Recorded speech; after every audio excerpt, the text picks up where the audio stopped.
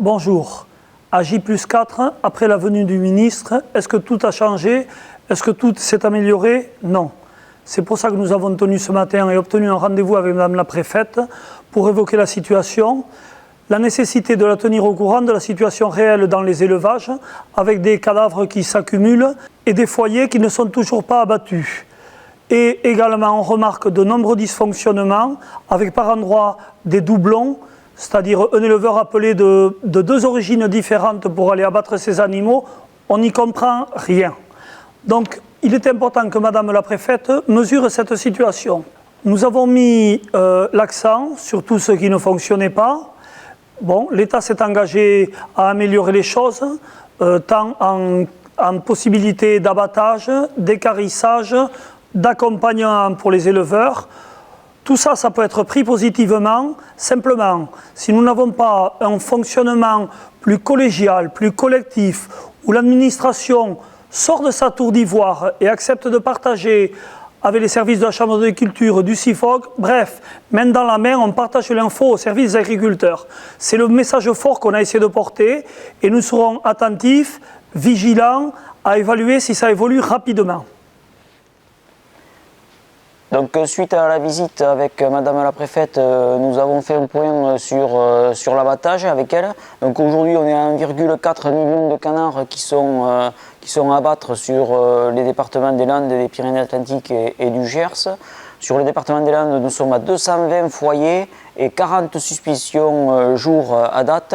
Ce qui nous fait dire qu'on est dans une situation vraiment catastrophique où on voit bien que les services de l'État aujourd'hui sont en grande incapacité de satisfaire tous ces abattages-là sur nos exploitations.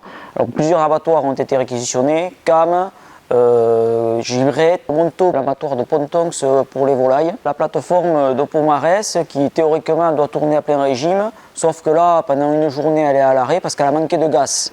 Imaginez sur votre exploitation, si dans votre élevage, vous allez manquer de gaz. C'est vraiment catastrophique en termes de gestion.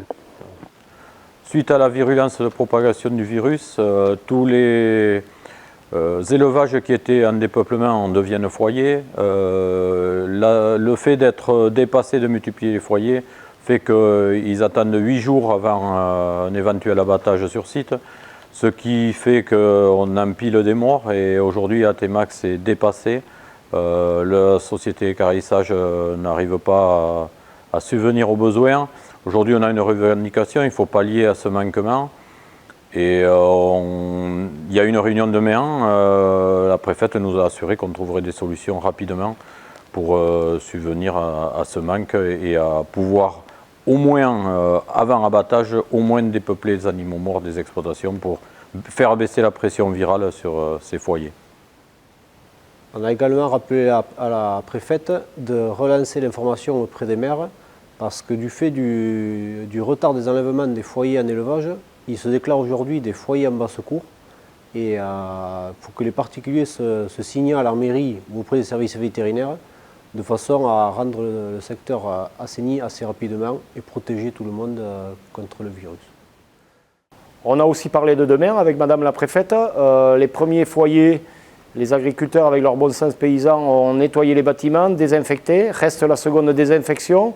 Et là, il ne faut pas question de perdre le même temps que sur la gestion des foyers. Donc on a demandé à Madame la préfète, qui était avec Monsieur Ourmad, de s'engager à faire le nécessaire de façon à perdre le moins de temps possible et à pouvoir redémarrer au plus vite la production.